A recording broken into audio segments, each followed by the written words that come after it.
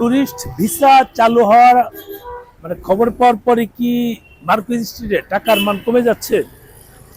আমরা কিন্তু কিছুদিন আগে 1.5-2 সপ্তাহ আগে আমরা পেয়েছি, 2 সপ্তাহ আগে পেয়েছিলাম 77 করে, বা 3 সপ্তাহ আগে 77 করে পেয়েছিলাম। সেটা 80 ক্রস করার কথা ছিল, সেটা আবার নেমে গিয়েছে।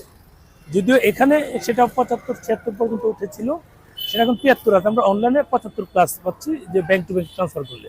আমি এই মানি এক্সচেঞ্জগুলোতে কথা বললাম, সেখানে 100 টাকা দিলে 73 রুপি পাওয়া যাচ্ছে। আর ডলারের ক্ষেত্রে 92.50 তারা বললো দিচ্ছে ডলার, মানে $1 দিলে 92.50 রুপি তারা দিচ্ছে।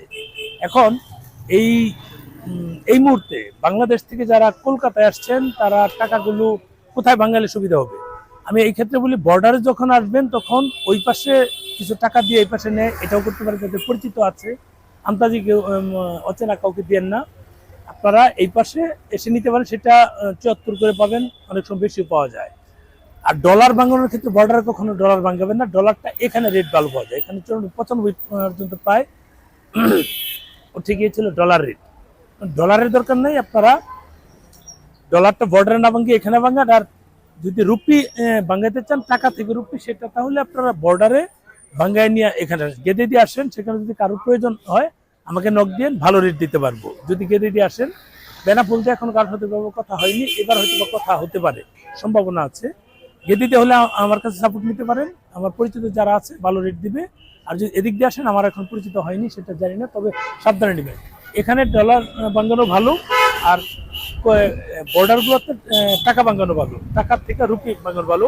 আরেকটা বিষয় শেয়ার করি, অনেকে আমাকে বলছে যে ভাই টুরিস্ট ভিসা চালু হওয়ার পরই তো আবার এখানে রুপির সাথে টাকার সাথে রুপির মান কমে যাবে।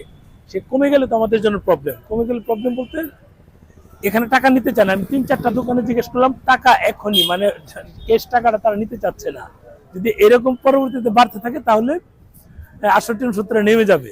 এখন ওই ক্ষেত্রে প্রত্যেকেরই একটা সাজেশন থাকবে, আগে চালু হোক, চালু হওয়ার পর ওই পাশ থেকে আসার সময় আপনারা বাঙ্গাই নিয়ে আসবেন। আর যদি একেবারে এখানে কমে যায়, আমরা যেহেতু ব্যাংকিং লেনদেন আছে, আমরা তো বিজনেস করি, ওই ক্ষেত্রে আমাদের কাছ থেকে সাপোর্ট নিতে পারবেন। সাপোর্ট নিয়ে আপনারা নর্মালি মানে এখানকার চেয়ে 2 টাকা 2.5 টাকা বেশি পাবেন, এটুকু আমি আপনাদেরকে এনশিওর করতে পারি। এখন রেট যেটা আছে, এখন তো বললামই, এখন রেটটাই কমেছে। 77 উঠেছিল, সেটা কমেছে, 73 প্লাস আছে।